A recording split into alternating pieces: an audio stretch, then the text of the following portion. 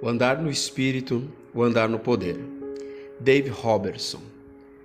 Capítulo 8. Profecia. Porque você deseja ser guiado pelo Espírito, você deseja ser guiado deste lugar natural para aquele lugar natural. Mas saiba disto, muitos antes de eu guiá-lo, para ser uma força para mim no natural, eu começo a guiá-lo no espiritual. Porque eu o guio de glória em glória, de um lugar de tormento para um lugar de descanso, para que quando eu lhe der o que eu quero que você faça, você resista ao fogo e passe no teste. Então, entre na minha graça. Você não experimentou o melhor que eu tenho, porque é um lugar de descanso, diz o Espírito da graça, é o meu melhor. O canal pelo qual o Espírito Santo fala. Nós nunca poderemos receber um ensinamento intelectual que seja suficiente para nos fazer vitoriosos na vida. Portanto, se não aprendermos a estar em comunhão com a Trindade no âmbito do Espírito, nunca progrediremos para cumprir nosso chamado. Já vimos que é nosso total privilégio ter a terceira pessoa da Trindade vivendo em nosso interior, para prever o plano pessoal de Deus para as nossas vidas. Mas para termos a vantagem da liderança especializada do Espírito Santo, temos que entender como ele se comunica conosco ao orarmos em línguas. Veja, o Espírito Santo sempre fala através do mesmo canal. Precisamos nos familiarizar com este canal para que possamos diferenciar a voz dele de qualquer outra voz, pensamento e impressão. Primeiramente, precisamos entender que Deus sempre se comunica com o nosso espírito. Se não soubermos como identificar a diferença entre Deus se comunicando com o nosso espírito e o diabo enganando nossa mente, andaremos na direção errada na maior parte do tempo. Por quê? Porque o diabo tem estudado a humanidade por 6.000 anos e ele aprendeu algumas maneiras específicas para nos enganar e nos manter andando em círculos. O espírito, a alma e o corpo do homem. Para poder discernir a voz do Espírito Santo em seu dia a dia, primeiro você precisa entender a operação do espírito, da alma e do corpo do homem. Eu já me submeti a muitos ensinamentos sobre este assunto. Muitos separam o máximo de versículo que podem com respeito ao espírito, alma e corpo. Então eles desenham 3 pequenos círculos numa lousa e destacam as características das 3 partes do homem, dizendo: este é seu espírito, esta é sua alma e este é seu corpo. Eu não achei muita dificuldade em entender a operação e as características do corpo, mas tive problemas para captar a diferença entre a alma e o espírito. De acordo com grandes mestres da Bíblia, a alma consiste em mente ou intelecto da pessoa, sua vontade e suas aptidões emocionais. É a parte do homem que precisa ser renovada pela palavra. Eu concordei completamente com isso e sabia que quando o espírito de um homem deixa seu corpo, sua alma vai com ele. Mas além disso, não conseguia entender como o espírito do homem se encaixava na figura. Então, ao tentar entender esse assunto, perguntei a Deus: Senhor, qual é a diferença entre eu e um cachorro? Bem, eu gosto de cachorros, mas eles não possuem espírito. Eles não vão para o céu como as pessoas vão. Existem animais no céu, mas eles não foram daqui para lá. Eles foram criados no céu e moram lá. Como todos sabem, os animais que nascem aqui na terra voltam a ser pó depois que morrem. Mas é lógico que os cachorros possuem alma, porque eles têm intelecto, emoções e vontade. Então, qual é a diferença entre a alma de um cachorro e a minha? A diferença é: a minha alma encontra imortalidade em um espírito imortal. Quando Deus criou minhas emoções, minha vontade e meu intelecto, Ele segurou estas forças em suas mãos e disse: essa é a alma do homem. Mas em que limites Ele iria obrigar estas forças que formam a essência do que eu sou? É aí que entra a operação do Espírito. Deus criou estas forças que compõem a alma e as colocou numa substância eterna chamada Espírito. É o Espírito imortal que contém a alma e dá a ela a sua natureza eterna. As características do espírito humano. Podemos ter uma ideia sobre o espírito do homem olhando o que Jesus disse em Lucas 16, versículo 19 a 22. Ora, havia certo homem rico que se vestia de púrpura e de linho finíssimo, e que todos os dias se regalava esplendidamente. Havia também certo mendigo chamado Lázaro, coberto de chagas, que jazia à porta daquele, e desejava alimentar-se das migalhas que caíam da mesa do rico, e até os cães vinham lamber-lhe as úlceras. Aconteceu morrer o mendigo e ser levado pelos anjos para o seio de Abraão. Morreu também um rico e foi sepultado. Apesar de ter morrido e sido enterrado, mesmo estando sua carne e seu corpo no sepulcro, o versículo 23 diz que o espírito do homem rico foi para outro lugar. No inferno, estando em tormentos, levantou os olhos e viu ao longe Abraão e Lázaro no seu seio. Observe as palavras. O espírito humano tem olhos. Note também que o homem rico estava em tormentos. Isso se trata de fortes emoções. Então o homem espiritual do rico também tinha emoções. Agora, veja o versículo 24. Então, clamando, disse: Pai Abraão, tem misericórdia de mim e manda a Lázaro que molhe em água a ponta do dedo e me refresque a língua, porque estou atormentado nesta chama. Meu Deus, as pessoas no céu têm dedos e as do inferno línguas. Vamos observar isso por um momento. Ou o espírito humano também possui todo o resto das partes do corpo, ou existem milhares de línguas e olhos espirituais espalhados pelo inferno, enquanto os dedos espirituais flutuam no céu. Se meu homem espiritual tem um dedo, língua e um par de olhos espirituais, ele consequentemente também tem todas as outras partes do corpo. Isso é elementar. Vamos levar isto adiante. Se eu separasse o meu homem interior do meu homem exterior e os colocasse um ao lado do outro, meu corpo físico e o meu homem espiritual seriam iguais, exceto pelos defeitos que meu espírito não teria. Aliás, todos os defeitos que foram programados para a raça humana quando Adão caiu não existiriam. Se o meu homem exterior levantasse o seu dedo e dissesse: do que é feito meu dedo? Você diria: é feito de carne. Mas se você quisesse entrar em detalhes, você diria: é feito de células, sangue, ossos e muitos outros pequenos componentes. Bem, se o meu homem físico é feito de material físico, e com respeito ao meu homem espiritual? Se o meu homem interior levantasse o seu dedo, conforme relata a passagem em Lucas 16, e perguntasse: do que é feito meu dedo? Você diria: bem, é uma substância celestial. Vejamos, espírito. Você não seria capaz de ir adiante. Então o meu homem interior preenche o meu homem exterior dedo por dedo, mão por mão, braço por braço, perna por perna. Eu tenho olhos físicos e olhos espirituais. Minha pupila do olho espiritual preenche minha pupila do olho físico. Vamos em frente. Dentro do meu homem interior está a natureza da nova criação, contendo forças espirituais como amor, paz, alegria e controle. O homem interior é o estabilizador da minha vida. Ele nunca oscila. Sua única inclinação é ir cada vez mais alto no âmbito de Deus. A parte que oscila em mim é a emoção da minha alma, através da qual o meu homem espiritual opera. Minhas emoções querem ir ao extremo da felicidade em um dia, depois para a profunda depressão. Mas o meu homem espiritual nunca quer ir a lugar algum, exceto aos lugares celestiais com Deus. Meu homem interior se encaixa no meu homem exterior e um dia meu antigo homem exterior dirá: eu desisto. Naquele momento meu homem espiritual, sairei do meu corpo e irei para a casa do céu. Será glorioso.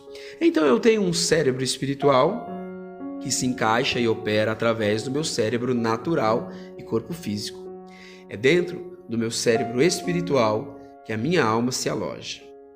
Identifique o canal da comunicação. No natural, você não escuta com os seus ouvidos em um dia e no outro com o seu dedão do pé.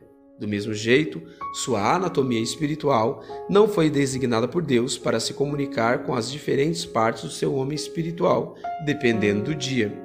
Toda vez que Deus fala com você, ele se comunica através do mesmo canal. Por isso, se você puder isolar e identificar esse canal, você poderá abrir uma porta para uma casa de tesouro espiritual que nenhum homem poderá fechar. Quando ouvimos a voz de Deus, parece que ela vem de algum lugar bem fundo, no centro do nosso ser, e sobe para a nossa mente. Muitos de nós temos noção que isto não é originado em nossa mente natural, mas vem para a nossa mente.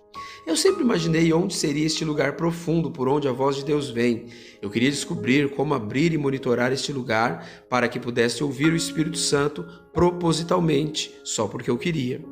1 Coríntios 14:14 diz que se eu, Dave Robertson, orar em uma língua desconhecida, meu espírito humano está fazendo a oração sobre a influência do Espírito Santo.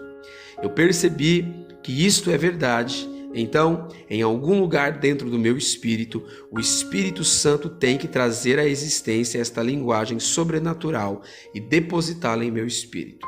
Uma transferência daquelas línguas deve ser feita da pessoa do Espírito Santo para o meu espírito humano.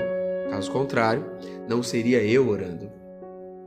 O Senhor uma vez me deu uma visão interior para me mostrar como o Espírito Santo transfere sua linguagem sobrenatural para meu espírito. Nessa visão, eu vi o homem exterior e o homem interior. O homem exterior, o homem carnal, era a forma mais escura. A alma era outra sombra mais clara. E o homem espiritual era completamente claro. Eu vi o Espírito Santo literalmente criando ou trazendo à existência sua linguagem sobrenatural, a minha mente espiritual, que estava de fato encaixada dentro da mente natural do meu homem exterior. O que a ciência chama de subconsciente é, na verdade, a mente espiritual. Os cientistas dizem que ele possui uma habilidade incrível, excedendo a capacidade operacional do cérebro físico. Então, quando o Espírito Santo cria sua linguagem sobrenatural em você, aquelas línguas são originadas no fundo do seu espírito e sobem às reentrâncias da sua mente espiritual, que se encontra dentro da sua mente física. Isso explica o fato de que quando o Espírito Santo fala, não é uma fala superficial e explodem em direção ao seu intelecto. É por isso que, se você não deixar as línguas saírem da sua boca, aquelas palavras sobrenaturais irão ultrapassá-la, indo para os seus pensamentos. Então você ouvirá as línguas em sua mente natural. Mas enquanto você deixar sair da sua boca a linguagem sobrenatural que o Espírito Santo cria, sua mente está livre para pensar em outras coisas. Por exemplo, eu adquiri a prática de ler a palavra enquanto oro em línguas. E se você parar aquele fluir e parar de falar aquelas línguas, você pode orar em línguas em sua mente? Não eficazmente, porque você só completa o canal da oração quando permite que a linguagem do Espírito Santo saia da sua boca. Se você não fala aquela linguagem nem baixinho, nem sussurrando, o que pode ser feito, ao fim, sua mente vai passar a fazer outra coisa e dispensar as línguas, até que você perceba que parou de orar, cortando o fluir da oração através do canal de comunicação de Deus. A porta para outro mundo. Quando você ora em línguas, você se põe imediatamente no Espírito, porque é aberta a porta para o outro mundo. Você abre o canal para o seu próprio espírito humano, dando a você contato direto com o Espírito Santo. Então, vamos isolar a porta pela qual a voz de Deus vem, para que você possa reconhecer quando Ele está falando. Após aquela visão que me mostrou como o Espírito Santo transfere a sua linguagem para o espírito humano, o Senhor me instruiu a fazer algo muito fora do comum. Durante essa experiência, eu estava sob uma forte unção, sem noção do que me rodeava fisicamente. Parecia que a voz dele vinha de todos os lugares. Ele disse: "Filho, agora eu quero que você aprenda a localizar o canal pelo qual eu me comunico com você." Muitos de nós operamos nesse canal sem termos ideia de onde ele está. Então, o Senhor me instruiu: ora em línguas por um pouco. Eu obedeci até que ele me mandou parar. Então ele disse: "Agora ouça." Quando fiquei quieto e ouvi, as línguas continuaram a vir do meu espírito e explodir no meu intelecto, apesar de eu não estar falando as línguas com a minha boca, eu pude ouvi-las bem alto em minha mente. Eu percebi então que o canal pelo qual o Espírito Santo cria sua linguagem sobrenatural é o mesmo canal pelo qual ele traz para a minha mente revelação, visões, profecias e assim por diante. Familiarize-se com o canal de comunicação de Deus. Vou lhe dizer a verdade. A única razão pela qual eu posso ensinar sobre esses assuntos detalhadamente é porque o Espírito Santo ensinou-os a mim detalhadamente, e ele não poderia ter feito isso a menos que o canal de comunicação entre eu e Deus estivesse aberto para que eu pudesse discernir a sua voz corretamente. Veja, é por você orar em línguas que o canal no qual Deus fala é verdadeiramente aberto. É isto que acontece quando línguas para interpretação operam. As línguas abrem o canal para o que você está por vir. Uma vez que este canal esteja aberto, o Espírito Santo pode mandar a interpretação da mesma maneira que ele ouviu as línguas. Então, quanto mais você ora no Espírito Santo, mais familiarizado você se torna com este canal e maior é a sua habilidade para reconhecer quando Deus vem através do mesmo canal, com uma visão ou com uma revelação na sua língua nativa. Ao se entregar constantemente à oração em línguas, o canal de comunicação se tornará cada vez mais claro e definido. Você terá mais facilidade para entrar no descanso da fé à medida em que você aprender a fechar a porta para o mundo e ouvir a voz de Deus em seu interior. Não demorará muito e você imediatamente saberá a diferença entre a energia mental e a inspiração do Espírito Santo. Mas se você não está permitindo que o Espírito Santo constantemente crie aquela linguagem sobrenatural em seu espírito, enquanto você fala com a sua boca, será muito mais difícil fechar a porta para circunstâncias externas.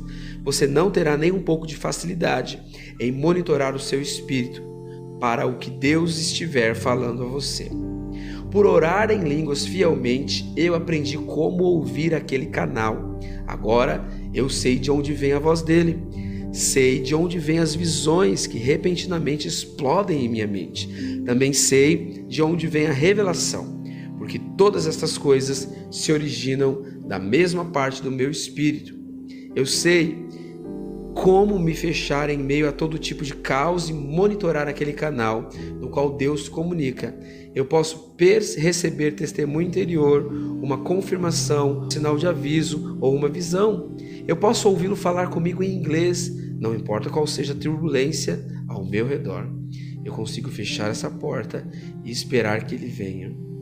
Seja lá o que ele quer, seja lá o que eu precise, através daquele canal de comunicação divina, e você pode fazer o mesmo.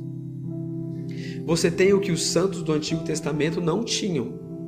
O que acontece quando você começa a orar os mistérios de Cristo em outras línguas? Você abre o canal. Agora você pode experimentar uma comunicação direta com Deus, algo que os santos do Antigo Testamento almejavam, mas nunca puderam experimentar. Jesus disse a respeito de João Batista que havia nascido de mulher, que não havia nascido de mulher um profeta maior que João. Mateus 11:11. Eu li isto há alguns anos e pensei, como isso pode ser? E Elias? João Batista não teve os milagres que Elias teve em seu ministério. Eu pensei que Elias fosse um grande profeta. Pensei no que ele realizou em seu ministério. Ressuscitou os mortos, parou exércitos com fogo do céu, voou em uma carruagem. Esses foram grandes feitos. Mas Jesus disse que João Batista era maior. Por quê? João não fez milagres. Tudo o que ele fez foi comer gafanhotos e mel silvestre e dizer às pessoas que se arrependessem. Então, por que Jesus disse aquilo sobre ele? Porque de todos os profetas sobre o Antigo Testamento, este homem tinha mais conhecimento de Cristo do que qualquer um deles. Deus o escolheu para ser o precursor que iria pregar sobre a vinda do Messias. Depois, Jesus fez uma afirmação ainda mais notória. Ele disse que o menor no reino de Deus é maior do que João Batista. Imagine, a Mariazinha e o Joãozinho são maiores que o maior profeta do Antigo Testamento. Por quê? Porque os profetas do Antigo Testamento não eram nascidos de novo. Eles não haviam recebido a nova natureza e o batismo no Espírito Santo. Eles não tinham acesso ilimitado a Deus, mas como um crente que ora em línguas, você tem. Quando nascemos de novo e recebemos a natureza de Deus, o que recebemos de mais importante é a capacidade de entender as coisas espirituais. É por isso que o céu nos enviou o mestre de todos os mestres para vir e ter certeza de que alcancemos o discernimento, a sabedoria e o entendimento de tudo que Deus é. Eu tenho o mestre vivendo em meu interior e o meu canal está aberto. Agora, ele me ensinará como alcançar o máximo de Deus, o máximo que Deus tem para mim. Ele já ultrapassou todo o lixo da alma e da carne, depositando a si mesmo em meu gerador, meu homem espiritual. Agora ele diz: eu quero ensinar a este homem sobre sua autoridade em Cristo. Com certeza ele quer que eu o ensine sobre isso, porque ele continuou orando. Vou levar adiante a natureza nova dele com toda a autoridade que lhe foi dada. Em qualquer coisa do âmbito da carne ou da alma que entrar no caminho, acabará parecendo como se estivesse na correnteza submarina durante o naufrágio do Titanic. As 4 maneiras pelas quais o Espírito Santo se comunica. Depois de localizar o canal por onde Deus fala conosco, vamos falar sobre as 4 maneiras que o Espírito Santo tem para se comunicar naquele canal. Primeiramente, ele se comunica pelo testemunho interior. A Bíblia diz que o reino de Deus, que está dentro de nós, é justiça, paz e alegria no Espírito Santo. Romanos 14:17. O Espírito Santo que habita em nosso interior é fonte contínua de paz absoluta. Ele derramará continuamente sua paz em nosso ser, se permitirmos. Portanto, o testemunho interior é frequentemente manifesto como a ruptura naquele fluir de paz de Deus, nos alertando sobre uma decisão errada, um problema, um obstáculo. Em segundo lugar, o Espírito Santo se comunica por revelação. A razão por que Deus se comunica com o nosso espírito e não com a nossa mente física ou intelecto é que nossa mente espiritual tem a capacidade de receber e armazenar milhares de informações por segundo. Esse tipo de recepção é da categoria de Deus. Quando o Espírito Santo fala conosco em nossa língua nativa, ele precisa ir devagar, em câmera lenta, da mesma maneira que uma câmera filma o crescimento de uma planta. É assim que funciona quando ele tem que ir devagar para falar conosco numa língua que entendemos. O Espírito Santo gosta de comunicar por revelação. Ele gosta de concentrar uma revelação inteira e enviá-la por aquele mesmo canal. De repente, a revelação atinge seu espírito e explode. Você recebe a revelação inteira num centésimo de segundo. Por exemplo, você pode estar orando no Espírito Santo, meditando na palavra a respeito de um problema em seus negócios. De repente, a cápsula da revelação explode em seu interior e você exclama: meu Deus, eu sei o que fazer nos próximos 10 anos. E eu entendi isso em uma fração de segundo. Então, você se reúne com todos os seus sócios e leva 15 dias para expor todo o plano que você recebeu em metade de um segundo por revelação. Por quê? Porque seu espírito tem que alimentar o seu intelecto um pedacinho de revelação por vez, o que então é convertido em sua língua nativa. Você quer aumentar esse tipo de experiência em sua vida? Então passe tempo orando no Espírito. Você manterá o canal aberto e promoverá paz e edificação em todas as áreas de sua vida. Em terceiro lugar, o Espírito Santo se comunica pela voz audível. Você pode estar pensando sobre qualquer coisa quando repentinamente ele diz algo no seu espírito que lhe parece audível. Você ouve tão claramente como se alguém estivesse ao seu lado falando. Eu gostaria que Deus sempre se comunicasse comigo desta maneira. Assim, eu o ouviria claramente. mas ele não faz isto. Aliás, eu só ouvi Deus desta maneira uma vez em toda a minha vida, durante um encontro de Kathryn Kuhlman, que já relatei anteriormente. Ele chamou meu nome 3 vezes e então disse algo sobre o meu ministério. Exceto aquela vez, Deus sempre se comunicou comigo no interior de meu espírito. Era apenas uma questão de desenvolver a minha habilidade para saber quando era Ele falando ou não.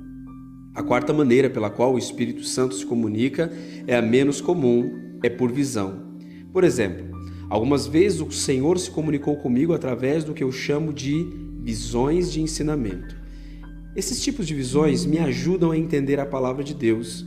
Eu geralmente só recebo essas visões de ensinamento quando estou orando em línguas, enquanto medito na palavra, ou quando uma forte unção vem sobre mim, quando estou testemunhando ou pregando. Quando as visões ocorrem, elas explodem em minha mente com a velocidade de um raio. Então, seja por testemunho interior, revelação, voz audível ou visão, o Espírito Santo sempre se comunica conosco através do mesmo canal, aquela porta sobrenatural para o outro mundo. O nosso papel é abrir aquele canal através da oração no Espírito Santo, para que possamos começar a aprender como discernir a voz de Deus. A unção interior, a proteção contra o engano. Vou lhe dizer outro importante benefício de se familiarizar com a maneira que Deus se comunica. Quando você vai a um encontro em algum lugar e alguém está ensinando uma falsa doutrina, aquele ensinamento errado não será capaz de penetrar em seu espírito. Você conseguirá discernir o que está acontecendo enquanto você está sentado naquele lugar. Será que o diabo está atacando o culto e o Espírito Santo está lutando contra ele? Ou se trata de um lobo através do púlpito tentando roubar a lã das ovelhas? Veja, conseguir desenvolver a habilidade de discernir o que não é verdade, mesmo se for o que está sendo falado atrás do púlpito, é um dos primeiros resultados da oração em línguas constante. Orar em línguas é uma proteção contra o engano. Jesus disse que quando o Espírito Santo veio, ele iria nos guiar a toda a verdade. João 16:13. Não é de se admirar que João mais tarde dissesse isto sobre o Espírito Santo.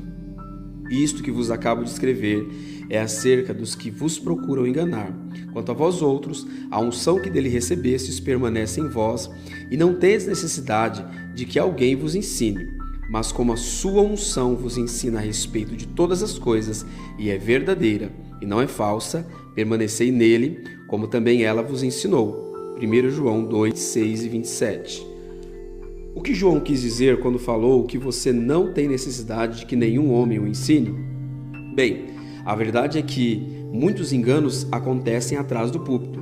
É neste lugar que nascem grandes movimentos religiosos que negam metade da Bíblia. Por exemplo, quando o diabo convence líderes de igrejas a remover o direito de falar em línguas, aquela específica denominação dá um passo na direção do engano.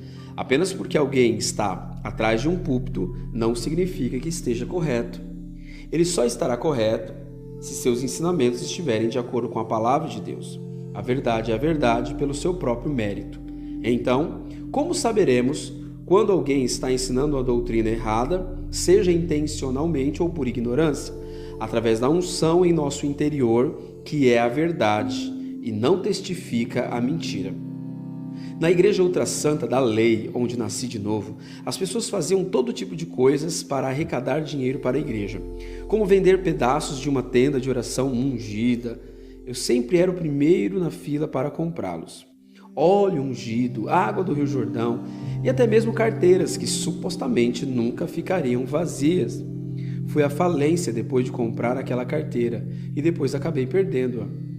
Algumas vezes nos era dito para darmos uma oferenda de amor, rogando a Deus pelos nossos amados que estavam perdidos, ou para receber a visitação de uma profecia, através de um profeta. Mas o Evangelho não é comércio e nenhuma das coisas de Deus estão à venda. Absolutamente nenhuma delas. Então, Depois de orar em línguas todos os dias por 1 ano, fui visitar meus antigos amigos naquela igreja. Mas quando eles começaram a usar seus truques, instigando a congregação a dar uma oferenda de amor para comprar alguma bênção muito esperada, fiquei desapontado. Pensei, o que há de errado comigo? Eu costumava ficar muito animado com todo mundo quando eles falavam sobre esse tipo de coisas. Será que eu caí de volta no pecado sem perceber? Não, eu não havia caído no pecado de novo. O Espírito da verdade dentro de mim, meu mestre que não pode mentir e testifica apenas a verdade, havia sido ativado através de muitas horas de oração em línguas. Ele estava me fazendo discernir as mentiras que haviam me enganado no passado, mas não podiam mais me enganar. Esta é apenas uma razão porque eu discordo totalmente das pessoas que dizem que se você orar muito em línguas, você ficará estranho. Uma pessoa que faz este comentário não tem entendimento nenhum. Ela nunca diria algo assim se entendesse o papel que este dom básico tem em ouvir a voz de Deus e se familiarizar com o canal por onde ele fala. Ninguém que ama as pessoas seria capaz de privar o corpo de Cristo de tal bênção. A lâmpada do Senhor. Vamos olhar na Bíblia a respeito de como o Espírito Santo se comunica conosco. Provérbios 20, 27 tem algo muito profundo a dizer sobre isso. O espírito do homem é a lâmpada do Senhor, a qual esquadrinha todo o mais íntimo do corpo. Que afirmação incrível! O meu espírito humano é a parte de mim criada à imagem de Deus e é a lâmpada de Deus. Em outras palavras, é a parte de mim que o Espírito Santo acende para iluminar meu entendimento sobre ele, transferindo revelação a mim. O que fazemos com uma lâmpada? Ela não tem muita utilidade em um quarto claro. Acendemos uma lâmpada quando o quarto está escuro. Colocamos-la sobre uma mesa e ela traz iluminação a todo o quarto. Com a lâmpada de Deus, que é o nosso homem espiritual, o Espírito Santo sonda todas as partes íntimas do nosso corpo, todos os lugares escuros de nossa vida que precisam da luz da sua verdade. É isso que acontece quando oramos em línguas. E aquele que sonda os corações sabe qual é a mente do Espírito, porque segundo a vontade de Deus é que intercede pelos santos. Romanos 8, 27. O Espírito Santo nos ensina tudo o que não podemos discernir. Ele nos mostra os mistérios e segredos divinos que precisamos conhecer sobre Deus e seus caminhos. Ele é o nosso primeiro e maior mestre. Se deixarmos o Espírito Santo nos ensinar, algumas vezes entraremos em diferentes âmbitos de unção durante a oração, como as línguas para interpretação ou línguas com profundos gemidos para intercessão. Haverá horas em que ele nos ensinará mistérios durante nossas vigílias, mas não importa o que aconteça durante a oração, nós sempre seremos beneficiados se entregarmos nossa lâmpada ao Espírito Santo, permitindo que ele ilumine nossas partes mais íntimas com a luz de sua verdade.